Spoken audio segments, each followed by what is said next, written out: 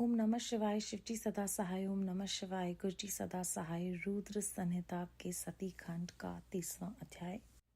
सती का योगाग्नि से अपने शरीर को भस्म कर देना, दर्शकों का हाहाकार, शिव पार्षदों का प्राण त्याग तथा दक्ष पर आक्रमण, ऋषभुओं द्वारा उनका भगाया जाना तथा देवताओं की चिंता। ब्रह्मा जी कहते हैं, नारद मौन हुई। सती देवी अपने पति का सादर स्मरण करके शांतचित हो सहसा उदार दिशा में भूमि पर बैठ गई। उन्होंने विधि पूर्वक जल का आचमन करके वस्त्र ओढ़ लिया और पवित्र भाव से आंखें मूंद कर पति का चिंतन करती हुई वह योग मार्ग में स्थित हो गई।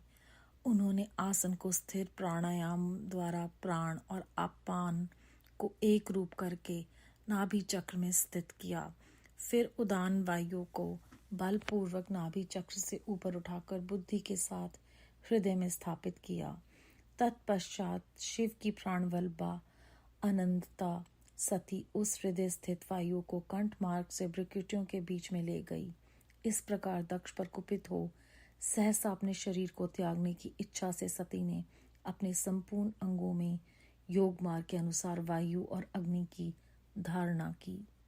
तदनंतर अपने पति के चरणविंदों का चिंतन करती हुई सती ने अन्य सब वस्तुओं का ध्यान भुला दिया। उनका चित्त योग मार्ग में स्थित हो गया था, इसलिए वहां उन्हें पति के चरणों के अतिरिक्त और कुछ नहीं दिखाई दिया। मुनि श्रेष्ठ, सती का निष्पाप शरीर तत्काल गिरा और उनकी इच्छा के अनुसार योगाग्नि से जलकर उसी क्षण भस्म हो गया। उस समय वहां आए हुए देवता आदि ने जब यह घटना देखी तब वे बड़े जोर से हाहाकार करने लगे। उनका ये महान, अद्भुत, विचित्र एवं भयंकर हाहाकार आकाश में और पृथ्वी पर सब और फैल गया।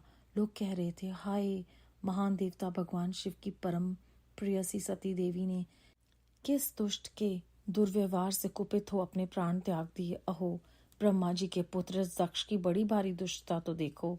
सारा चराचर जगत जिसकी संतान है, उसकी पुत्री मनस्विनी सती देवी जो सदा ही मान पाने के योग्य थी, उसके द्वारा ऐसी निरादरित हुई कि प्राणों से ही हाथ धो बैठी।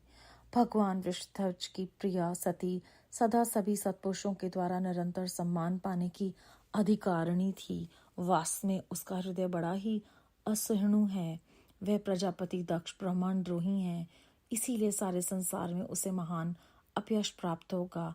उसकी अपनी ही पुत्री उसी के अपराध से जब प्राण त्याग करने को उद्यत हो गई, तब भी उस महा नरक भोगी शिवद्रोही ने उसे रोका तक नहीं।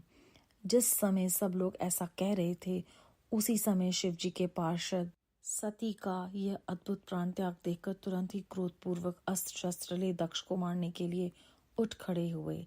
यज्ञ मंडप के द्वार पर खड़े हुए वे भगवान शिव के समस्त 60,000 पार्षद, जो बड़े भारी बलवान थे, अत्यंत रोष से भर गए और हमें धिक्कार है ऐसा कहते हुए भगवान शिव के गणों के साथ वे भी वीर युद्धपत बारंबार स्वर से हाहाकार करने लगे। देव ऋषि कितने ही पार्षद तो वहां शोक से ऐसे व्याकुल हो गए कि वे अत्यंत तीखे प्राणाक्ष शस्त्रों द्वारा अपने ही मस्तक और मुख आदि अंगों पर आघात करने लगे। इस प्रकार 20,000 पार्षद उस समय दक्ष कन्या सती के साथ ही नष्ट हो गए। वह एक अद्भुत सी बात हुई। नष्ट होने से बचे हुए महात्मा शिव के प्रमथगण क्रोधयुक्त दक्ष को मारने के लिए हथियार लिए उठ खड़े हुए। मुने उन आक्रमणकारी पार्षदों का वेग देखकर भगवान भृगु ने यज्ञ में विघ्न डालने वालों का नाश करने के लिए नियत अपहता असुरः राक्षस वेदभषद इस यजुर मंत्र से दक्षिणाग्नि में आहुति दी।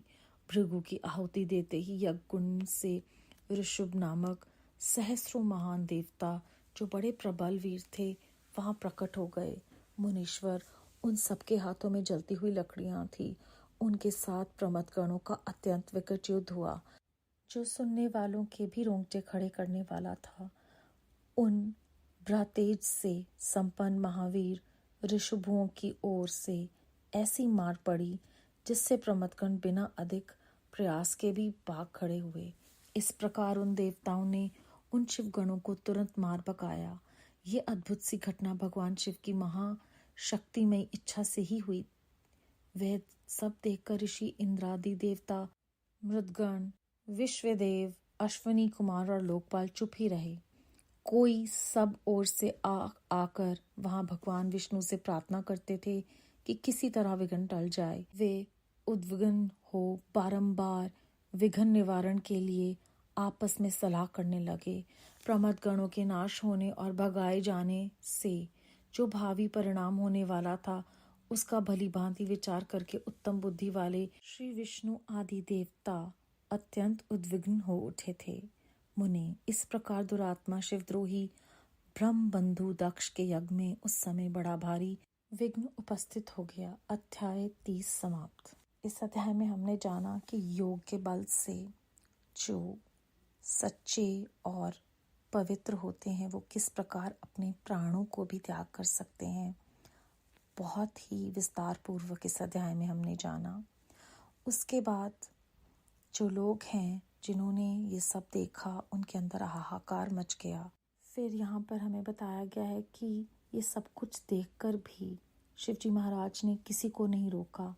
तो कहने का अर्थ है ये कि हमें उन्होंने जो ये फ्री विल दी है, हमें ये डिसीजन मेकिंग पावर जो दी है, वो हमारे हाथ में है कि हम किस तरफ जाते हैं। वो हमारा मार्गदर्शन करते हैं, लेकिन हमारे कर्मों में हस्तक्षेप नहीं करते।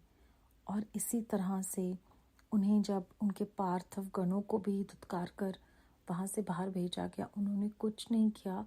इस अध्याय में लिखा हुआ है कि शिवजी की महाशक्तिमती इच्छा से ही ये सब कुछ हुआ है। सब सलाह कर रहे हैं लेकिन कुछ नहीं हो पाता, क्योंकि होता वही है जो होना है और अपने निश्चित समय पर। हमें ये भी एक बहुत बड़ा गहरा ज्ञान जो है वो इस अध्याय में मिलता है। बेअंत शुक्राना गुरुजी महाराज। ओम नमः शिवाय। शिवजी सदा सहाय। ओम नमः शिवाय। गुरुजी सदा सहाय।